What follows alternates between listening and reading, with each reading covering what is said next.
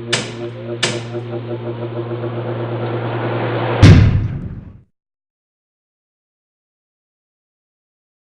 Gavin Harper from EcoGeek, talking to Jenny Norris from the European Marine Energy Centre, EMEC, in Orkney. So can you tell us a little bit about EMEC, please, Jenny?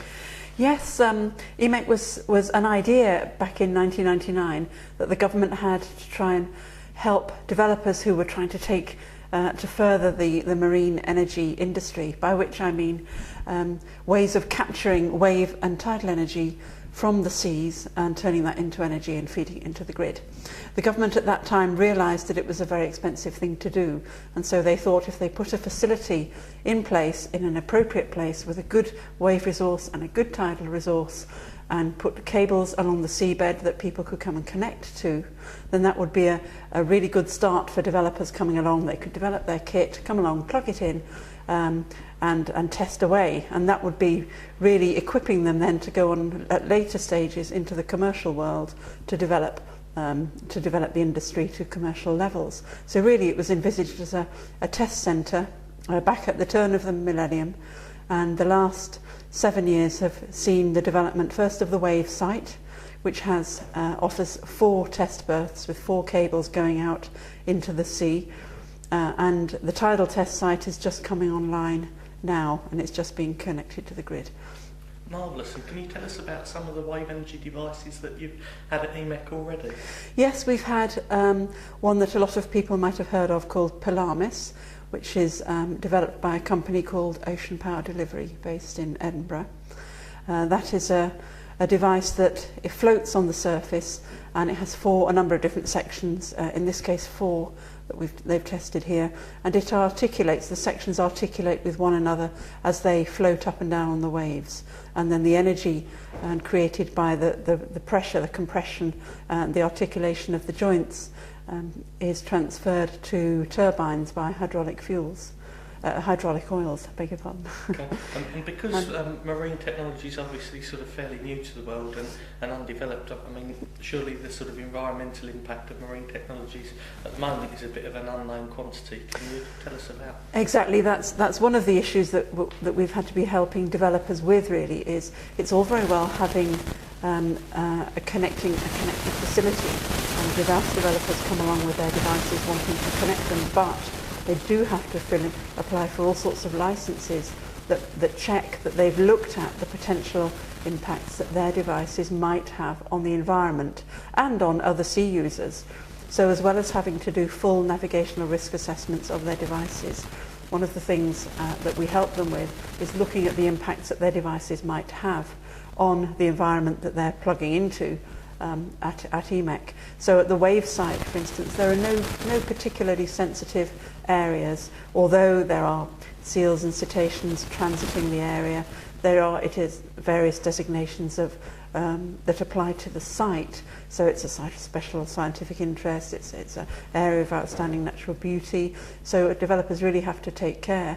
And there are worries about effects on diving birds elsewhere if there are any particularly sensitive species. So a whole host of interactions that may happen, and really what we've been working to do is to build up with a number of experts across academia and other expert institutions to develop monitoring methods so that people can put the devices into the water and in a responsible way monitor and then see if there are any issues. How are you monitoring the environmental impact?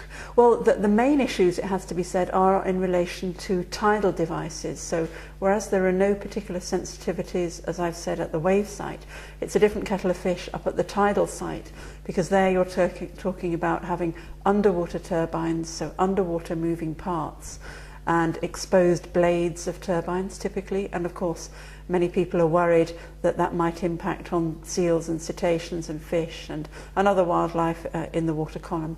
So there's potential for collision damage, and there's potential to displace any of these wildlife species from their normal habitats. So 2 of the things that we've been working on in particular are in relation to this displacement potential and the underwater damage potential. So firstly, Highlands and Islands Enterprise were very good and stepped in to provide us with funding to set up a method where we have a man up on the hillside with a telescope looking over all hours of the day. It's not a 24-hour-a-day survey that he does, but he spans the different states of the tide. So his earliest observation would be 4 o'clock in the morning, say, and his latest one might be 10 o'clock at night. And what he does is he splits the area of the Fall of Warness, which is where the tidal site is, up at Edy. He split that into a number of a grid, 35 grid squares, and he looks through his telescope and basically records all the wildlife and the behaviour that he sees in each of the grid squares for an hour at a time. And then he sends us that data, and we send it off to the Sea Mammal Research Unit at St Andrews, who do an analysis of the data to try and detect patterns of usage of the water column. And he covers that for birds as well as cetaceans, diving birds, and records behaviour. Can you tell us some of the problems that you encountered in developing marine technologies and developing EMEC? A lot of the problems really stem from trying to do anything in the marine environment. It's a very harsh environment, as anybody knows who has anything to do with it, and it's a very unforgiving environment. So you really have to be absolutely sure that anything you put in place is going to stay there. And the other main problem we've had is because it's a brand new industry, fledgling industry, and with increasing awareness of the potential for environmental damage, trying to produce new methods of capturing energy, we are in a potentially difficult situation of having to provide answers where there aren't any answers, but you can model all you like really to try and guess what the effects of these things might be, but essentially until we put them in the water and monitor responsibly and consistently, it's difficult to know whether there are going to be any effects. And can you tell me about some of EMEC's successes? Well, we've had Pelamis on trial, and that's going on hopefully to be a test of an array of 4 devices. We've had at the tidal test site, we've had a company called Open Hydro who have already deployed their tidal turbine, and there are about 4 or 5 other wave and tidal developers who have consent processes going through right now. So the next 2 years are going to be very, very busy at EMEC. And we're currently talking to a number of different people about developing methods for measuring the acoustic output of devices, about using sonar equipment to actually visualize what happens under the water adjacent to these devices, and as well as working with people like Edinburgh University, who are dealing with perhaps the longer term effects, which might be things like the effects on coastal processes. Are you going to affect the coastline if you put large farms in the future along the coastline?